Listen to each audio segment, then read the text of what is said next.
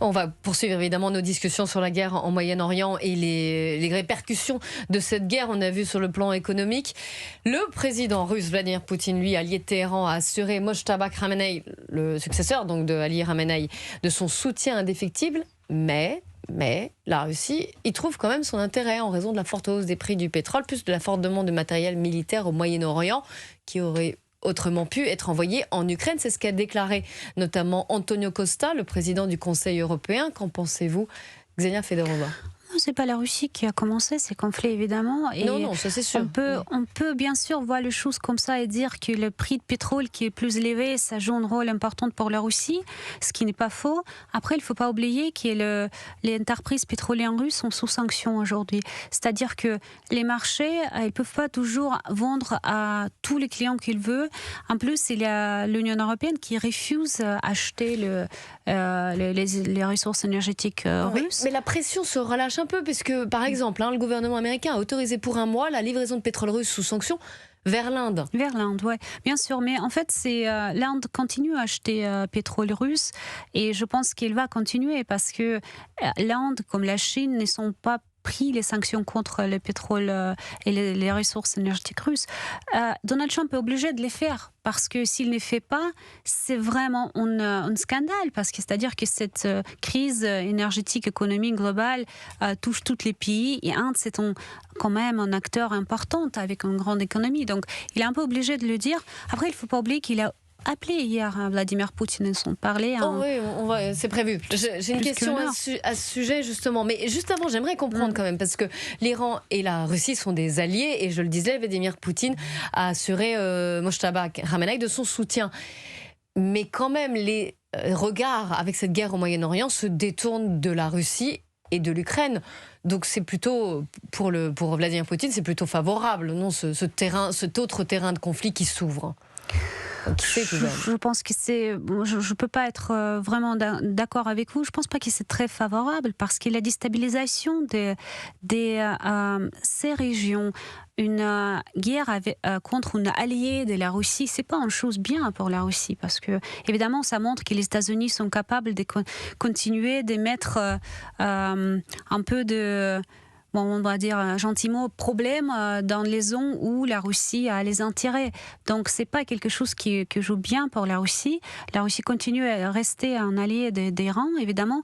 Et dans les yeux de la Russie, comme dans les yeux de la Chine, ce que les États-Unis et Israël sont faits en Iran, c'est contre les lois internationales.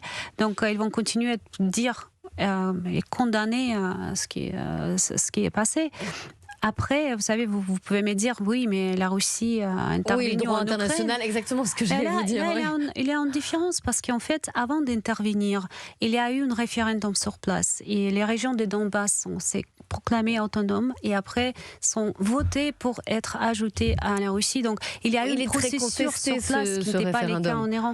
Oui, par il est contesté par la communauté occidentale, plutôt internationale. On peut dire qu'il y a une certaine hésitation, mais on voit aussi que la Russie depuis n'est pas isolée, elle continue de parler et travailler avec tout le monde, sauf le monde occidental, l'Europe et les États-Unis. Et même les États-Unis aujourd'hui, et Donald Trump parle avec la Russie, avec Vladimir Poutine. Oui, ils se sont appelés hier. Et en fait, ils parlent sur comment ils peuvent finir ces conflits. Donc on peut dire qu'aujourd'hui, les grandes perdantes, parce que vous avez dit que la Russie, c'est les grandes gagnantes de cette guerre, les grands perdants, c'est l'Union européenne, c'est l'Europe. Sébastien Ligné. Je ne serais pas forcément d'accord avec ça. Déjà, sur la question du droit international, ce qu'on peut dire, c'est que ça fait 40 ans que toutes les puissances, que tout le monde piétine le droit international, y compris les Américains, peut-être même les premiers dans leurs interventions diverses et variées dans les pays du Moyen-Orient. Donc en fait, le droit international, tout le monde s'en fiche, tout le monde l'a oublié et tout le monde fait un petit peu ce qu'il veut. Parce que c'est un petit peu ça la nouvelle doctrine mondiale. Et les puissances, les prédateurs, pour reprendre le mot de Dampoli, et c'est à celui qui est le plus grand, qui est le plus fort, qui gagne à la fin.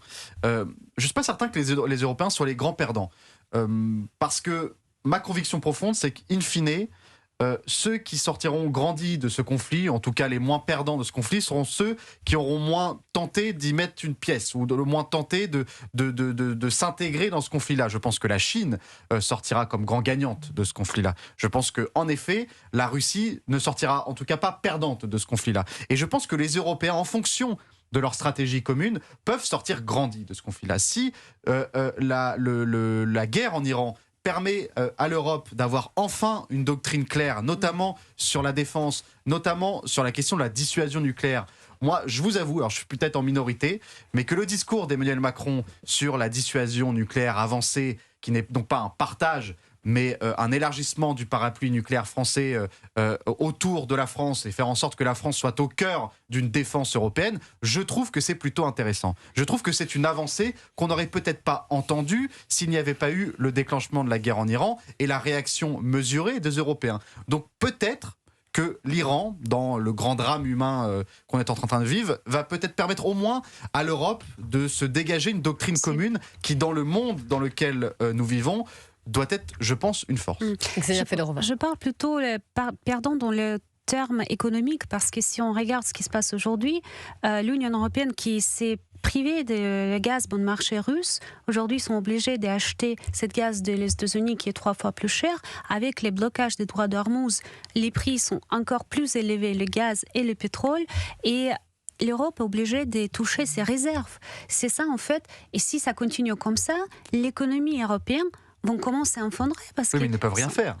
Mais qu'est-ce que peuvent faire les Européens face à cela? Ils ne vont pas envoyer les chars et les navires pour débloquer le détroit. Mais je veux dire qu'il s'est trouvé complètement dépendant aujourd'hui de l'autre partie du monde où ils ne peuvent pas avoir les gaz et le pétrole, à la place de continuer un dialogue diplomatique et être ouverte vers son voisin, la Russie, où ils pouvaient encore acheter les gaz. Alors justement, là